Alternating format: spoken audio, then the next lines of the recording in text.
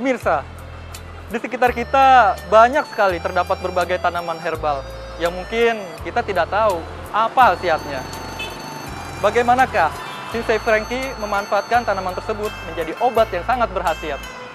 Bahkan tanaman tersebut didatangkan langsung dari Tiongkok. Mari kita lihat ke kliniknya, penuturan langsung dari pakarnya.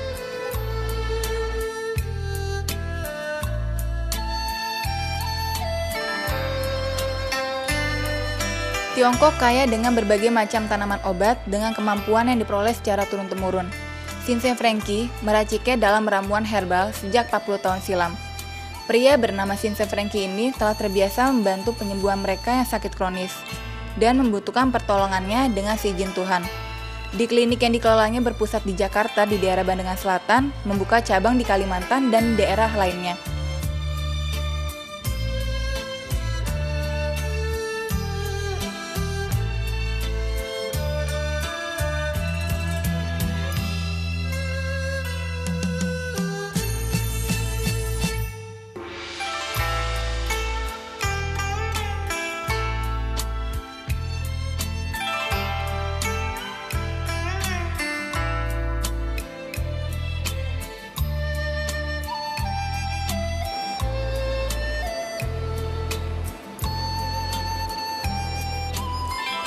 Kalau saya lihat di warna tangan ibu, dari jantung, paru, ginjal, liver, semuanya bagus. Cuma yang kurang bagus itu di otot rahim ibu.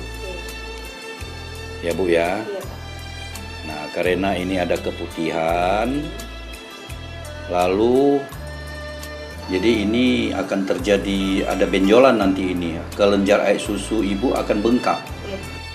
Tapi ibu pernah enggak periksa ke dokter? Pernah. Dokter bilang apa? Harus diangkat. Jadi ibu disarankan operasi. Oh. Sebenarnya diangkat juga tidak masalah ya Bu ya. Tapi kalau tidak mau diangkat juga boleh. Kalau saya lihat ini bisa kita sembuhkan, cuma makan waktu lama Bu. Nah, sekarang kembali ke ibu. Apakah siap diangkat atau tetap berobat gitu? Ya Bu ya? Iya. Oke.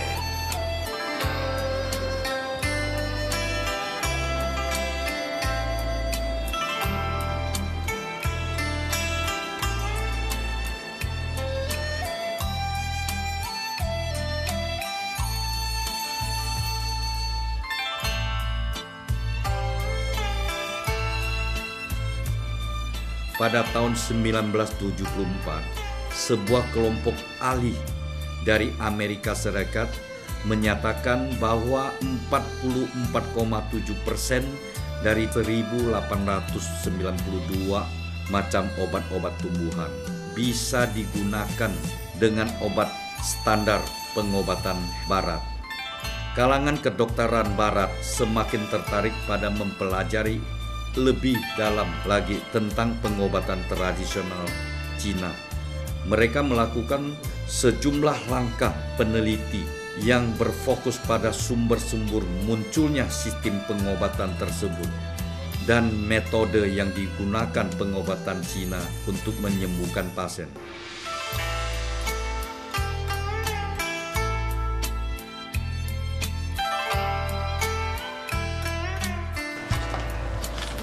Iya, Ibu ini obatnya godokan Ibu ya. Iya. Satu hari diminum 3 kali. Iya. Nah, Terus? pagi siang sore. Untuk cara rebusnya Ibu tinggal lihat di sini aja. Oke. Satu bungkus direbus 3 kali sehari ya, pagi siang sore. Jadi pagi Ibu ambil satu bungkus ini, Iya. masukkan ke panci. Pancinya pakai stainless Panci, boleh. stainless boleh. Iya, panci bunga juga Iya. boleh. Asal jangan aluminium Ibu ya. Iya, iya. Nah, untuk airnya, jadi satu bungkus ini masukkan ke panci, tuang air 4 gelas. 4 gelas ini. Oke. Nah, direbus sampai hasilnya kurang lebih 3/4 gelas. Iya. Nah, nanti Ibu saring, ya nanti dia kan agak mungkin agak endapannya, Iya, endapannya itu iya. nggak usah diminum. Nah, 3/4 ini minum sesudah makan hangat-hangat ya. Terus siangnya tuang air lagi 3 gelas ke ampas ini juga. Ampas ini juga, nggak yang lainnya itu gitu. Enggak diulang. Oh, Ini kan diulang satu lagi. hari 3 sampai kali. 3 kali itu. Iya, 3 kali rebus ulang lagi, Iya. jadinya sama 3/4 itu ya. Iya. Nah, untuk yang sorenya diulang lagi masih pakai ampas Oke, yang ini masih juga. ini juga. Tuang air 2 gelas, direbus lagi jadinya setengah gelas. Ya, setelah 3 kali ampasnya dibuang, besoknya ganti lagi yang baru. Caranya jadi- sama kayak gitu yang juga. ini udah dibuang gitu ya. Jadi 1 minggu 1 hari 3 kali. Oke.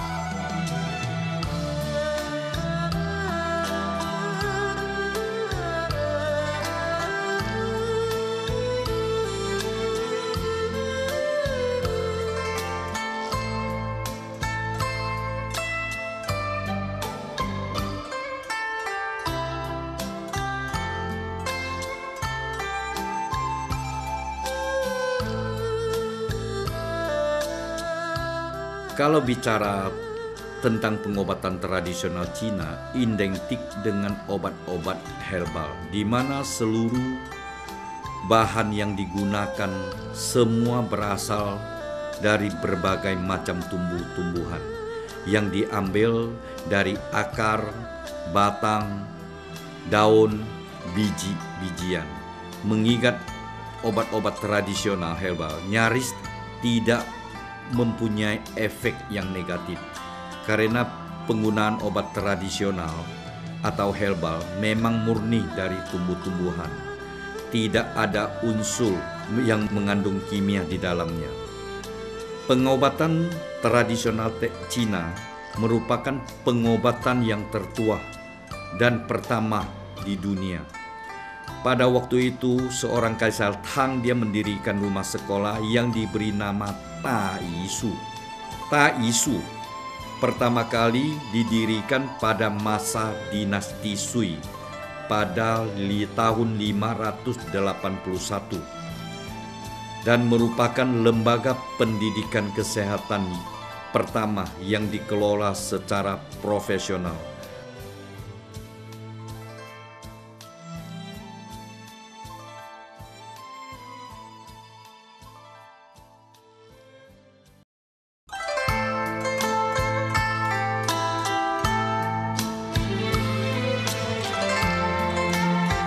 Apa kabar Bapak? Saya ingin menanyakan sedikit tentang obat tradisional.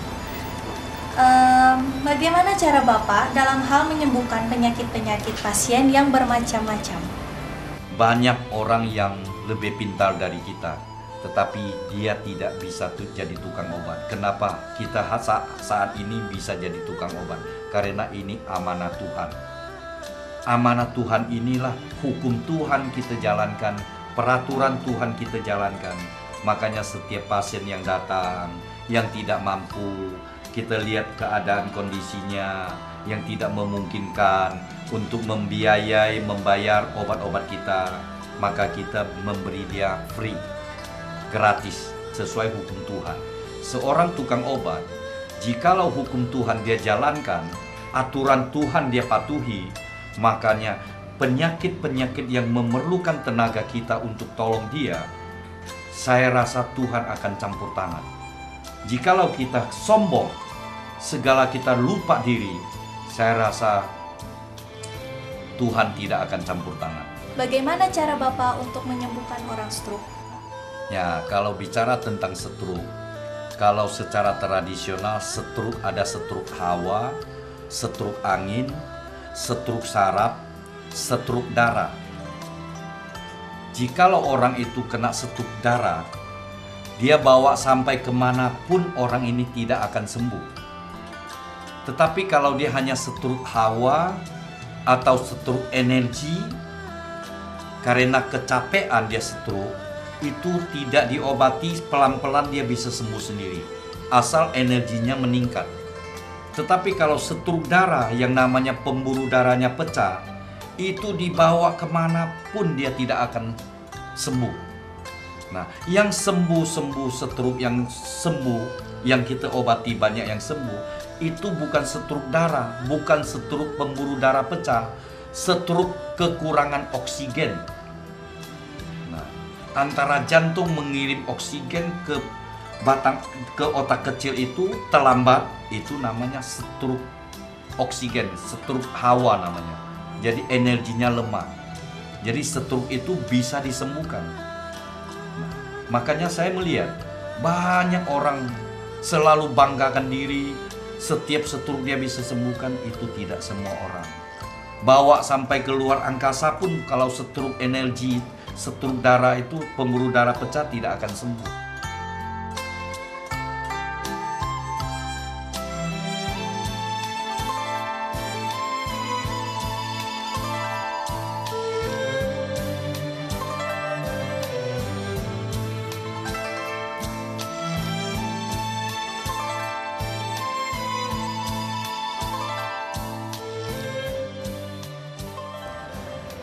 Jadi kalau bicara tentang penyakit kanker, kanker itu sangat banyak macam. Jadi bermacam-macam. Jadi satu contohnya, saya duduk di sini. Sampai saat ini pasien saya juga banyak. Yang kanker juga banyak. Tapi kita lihat si pasien penderita kanker, kankernya bagaimana?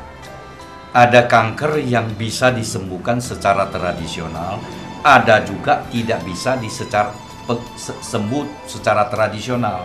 Jadi kita lihat pasien itu kalau datang berobat dengan kita lihat sikonnya penyakit si pasien itu tidak bisa kita sembuhkan dengan cara herbal, makanya kita saran dia supaya operasi. Setelah operasi kembali lagi ke saya. Jadi satu contoh, ada beberapa pasien yang kanker payudara sudah stadium 3B. Setelah operasi, dokter menyarankan harus kemo. Tetapi kalau orang itu fisiknya harus kemo, fisiknya kuat, kita saran kemo tidak masalah. Nah, kemo juga bukan satu hal yang jelek. Ada baiknya juga, ada efek sampingnya juga.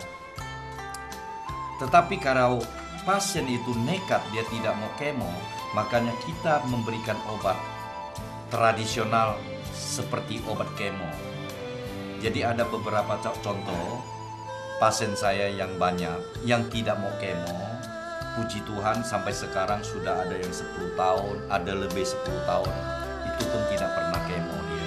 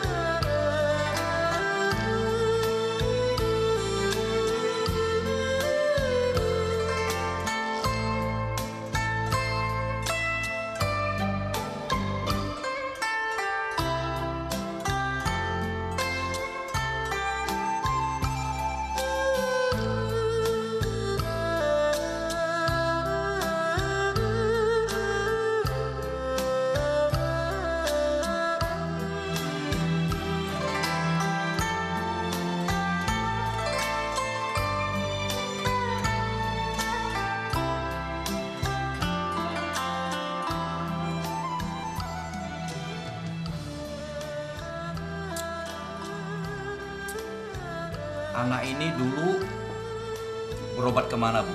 Terus dia rawat di rumah sakit.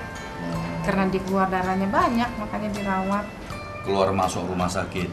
Itu selama berapa itu? Dokter 4 tahun. 4 tahun ya? Kurang lebih ya. Jadi darah tetap keluar terus? Terus iya. Sewaktu dikasih infusan dia hilang. Pulang di rumah berapa bulan? Kembali lagi.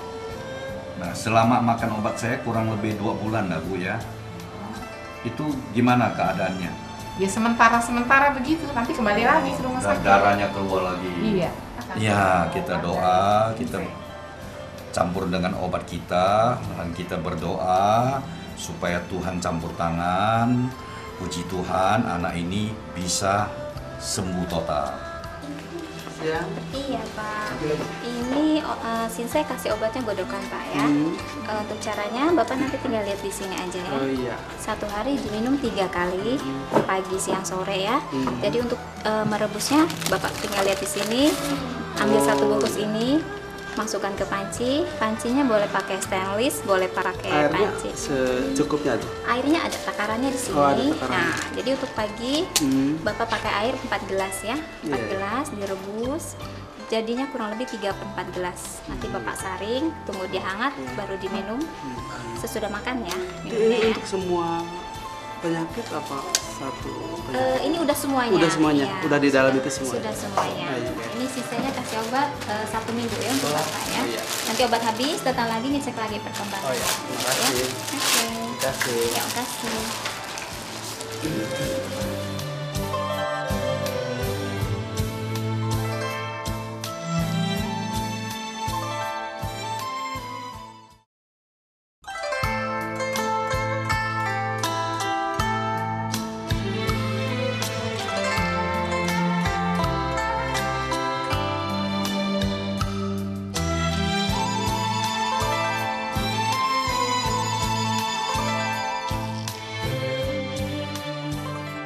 Halo Ibu, dengan Ibu siapa? Iya, Apa kabar Bu? baik. Baik. Ibu sudah kemana aja Bu? Sudah kemana-mana. Tadinya tidak bisa ngomong. Ibu mengidap penyakit apa Ibu? Sakit stroke. Stroke. Sudah berapa lama Ibu mengidap penyakit stroke? Tidak bulan. Bu, setelah berobat di sini bagaimana Bu? Mendingan sudah mau main. Tahu dari mana informasi tentang pengobatan ini? Dari teman lah. Teman.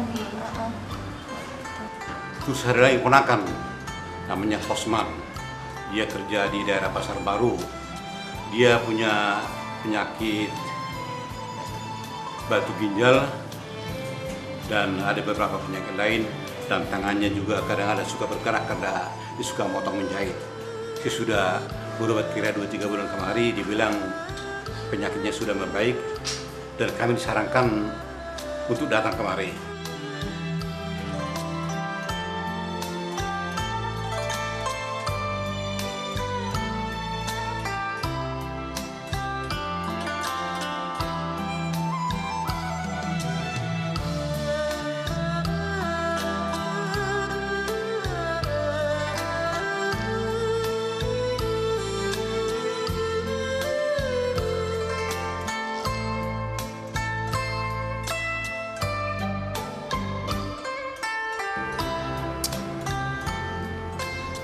Lima organ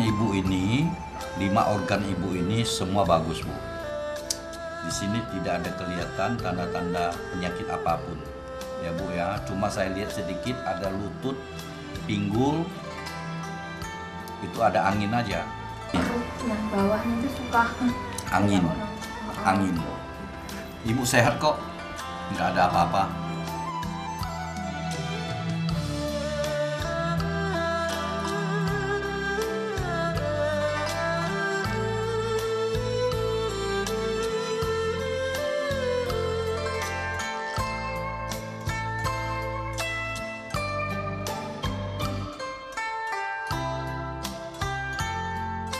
Ya, masalah kesembuhan daripada pasien yang pernah saya sembuhkan, saya rasa juga sangat banyak. Ya, seperti kanker otak, kanker paru-paru, kanker payudara, kanker rahim, juga kita ada sembuhkan. Tetapi ada juga tidak bisa sembuh. Makanya yang tidak sembuh kita selalu sarankan, silakan Anda konsultasi dengan medis. Setelah operasi dan sebagainya, barulah kembali ke kita kasih obat. Jadi antara medis dengan Sinsei kita bergabung.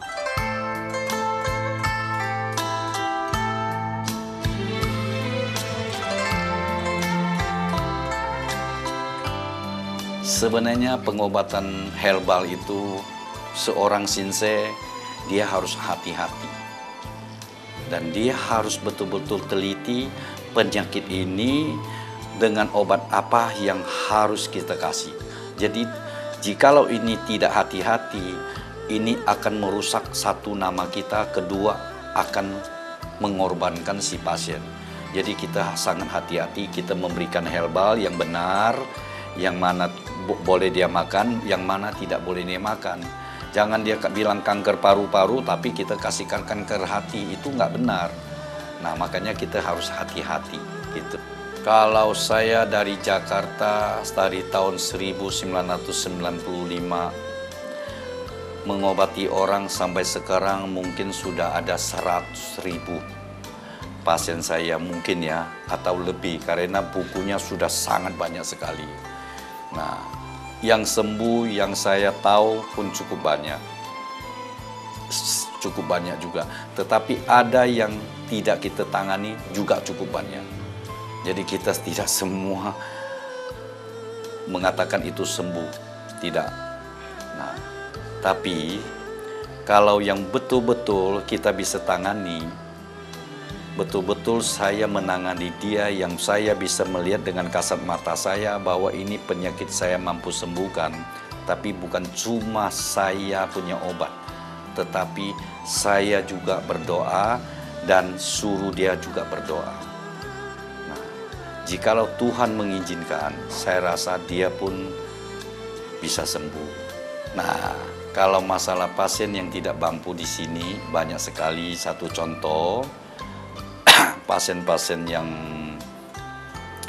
dari orang yang miskin, kita selalu tanya, kita kan bisa lihat pakaian dia, wah ini pakaiannya memang di bawah sederhana, lalu kita tanya, Bapak kerjanya apa atau Ibu kerjanya apa, tapi banyak terdapat ibu-ibu jadi pembantu rumah tangga, itu obat saya gratiskan.